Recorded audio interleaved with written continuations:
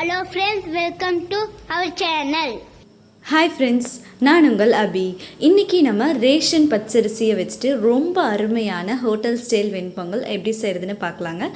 உங்கள் வீட்டில் ஒரு முறை இந்த மாதிரி வெண்பொங்கல் செஞ்சு பாருங்கள், வேறு லெவல் டேஸ்ட்டாக இருக்கும். இப்போ வாங்க எப்படி செய்கிறதுன்னு பார்க்கலாம். இன்றைக்கி நான் ஒரு 3 டம்ளர் பச்சரிசியை ரேஷன் பச்சரிசி எடுத்து நல்லா சுத்தம் பண்ணிவிட்டு சுடுதண்ணியில் ஊற வச்சுருக்கேங்க. இந்த அரிசி நல்லா ஊறட்டும். அதுக்குள்ளே நம்ம பாசிப்பருப்பு நல்லா வறுத்து எடுத்துக்கலாங்க. நான் ஒட்டுக்கா பாசிப்பருப்பை நல்லா வறுத்து எடுத்து வச்சுக்குவேன் ஒரு பாட்டிலில் போட்டு. அதிலிருந்து இந்த கப்பில் 1 கப் அளவுக்கு மட்டும் இன்றைக்கி நம்ம வெண்பொங்கல் செய்கிறதுக்காக தனியாக எடுத்து வச்சுக்கலாம். நல்லா மணம் வர வரைக்கும் வறுத்து எடுத்து வச்சுக்கலாம். இப்போ அரிசி பார்த்துட்டோம்னா நல்லா ஊறிடுச்சு, ஒரு 1.5 மணி நேரம் 1 மணி நேரம் பக்கம். அதுக்கப்புறமா இப்போ என்ன பண்ணலாம் அப்படின்னா, அந்த அரிசி நல்லா கழிஞ்சு ஒரு 4 டைம் கழுவிட்டு நம்ம எடுத்து வச்சுருக்க பருப்பையும் 2 டைம் அலசிட்டு அதை உள்ளே சேர்த்துட்டு அரிசிக்கு தேவையான அளவு தண்ணி சேர்த்துக்கோங்க. இன்றைக்கி நான் 3 டம்ளர் அரிசிங்காட்டியும் 6 டம்ளர் தண்ணி சேர்த்துட்டு தேவையான அளவு உப்பு சேர்த்து குக்கரில் போட்டு மூடிய வச்சாச்சு.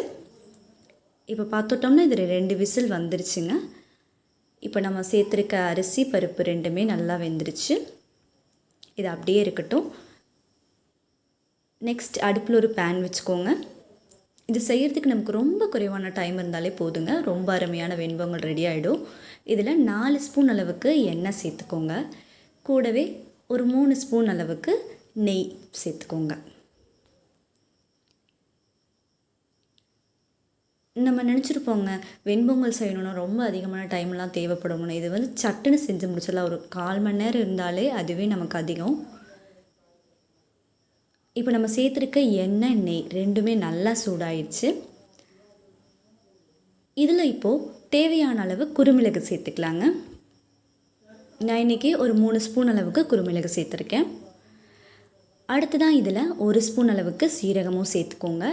கூடவே காஞ்ச மிளகாய் 2, கறிவேப்பிலை சிறிதளவு சேர்த்துக்கோங்க. அடுத்ததாக இஞ்சி துண்டு கட் பண்ணிவிட்டு அதையும் சேர்த்துக்கோங்க. நான் இன்றைக்கி இதில் முந்திரி பருப்பு சேர்க்கலாம், நீங்கள் சேர்த்துக்கோங்க.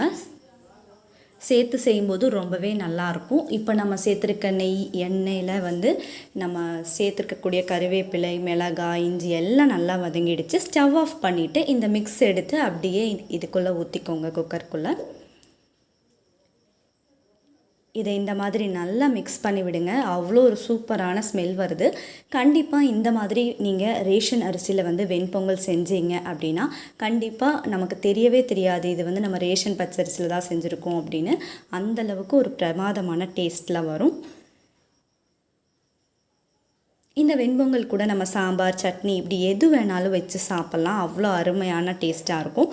கண்டிப்பாக இதை உங்கள் வீட்லேயும் நீங்கள் செஞ்சு பாருங்கள். இன்றைக்கி நான் இதை சட்னி கூட வச்சு டேஸ்ட் பண்ண போகிறேன். ரேஷன் அரிசியில் நீங்கள் வெண்பொங்கல் செஞ்சுட்டு எப்படி இருந்துச்சுன்னு சொல்லிட்டு மறக்காமல் எனக்கு கமெண்ட் பண்ணுங்கள்.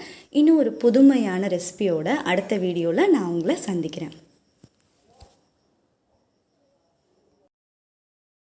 இந்த வீடியோ பிடிச்சா லைக் பண்ணுங்க, ஷேர் பண்ணுங்க, கமெண்ட் பண்ணுங்க.